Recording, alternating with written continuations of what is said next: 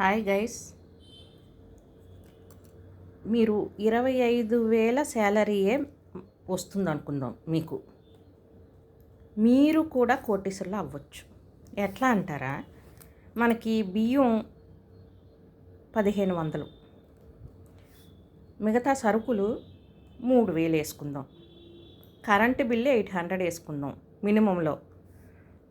Minimum మీడియంగా కాయగూరలు కూరగాయలు ఏంటంటే 1,500 రూపాయలు. స్కూల్ ఫీజులు ఉంటాయి పిల్లలవి 2,000 వేసుకుందాం మంత్లీ.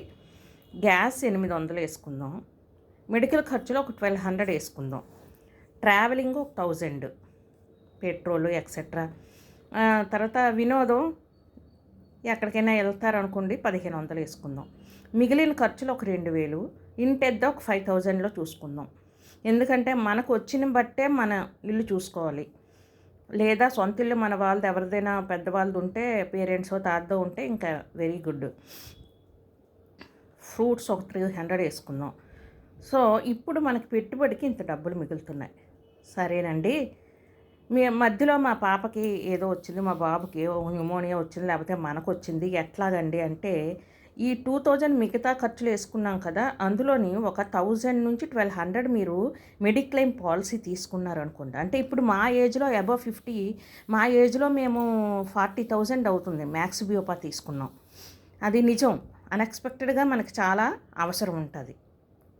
సో ఆ మిగతా ఖర్చుల్లోనే మనకి ఫోన్ రీఛార్జ్ కంపల్సరీగా చేసుకోవాలి. ఇప్పుడు 4,300 మిగిలినట్టు మీరు చూసుకుంటే, అంటే మీరు నెలకింత పెట్టుబడి పెడితే, ఇన్వెస్ట్ చేస్తే 12% వడ్డీ రేట్ వస్తే, అప్పుడు మీకు 10% యాన్యువల్ సెటప్ కానీ, అంటే మీరు యాన్యువల్ సెటప్ చేసుకుంటే, అప్పుడైతే మీకు 30 సంవత్సరాలకి 3.6 కోట్లు అవుతుందండి. దాన్ని టచ్ చేయకూడదు.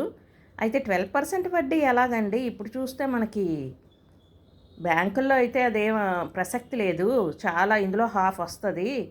అయితే మ్యూచువల్ ఫండ్స్ ఉన్నదండి, మ్యూచువల్ ఫండ్స్, అందులో ఎస్ఐపి చేస్తే మీకు ఆల్మోస్ట్, నేను మీకు నెక్స్ట్ వీడియోలో చూపిస్తాను నా మ్యూచువల్ ఫండ్ ఫోలియో.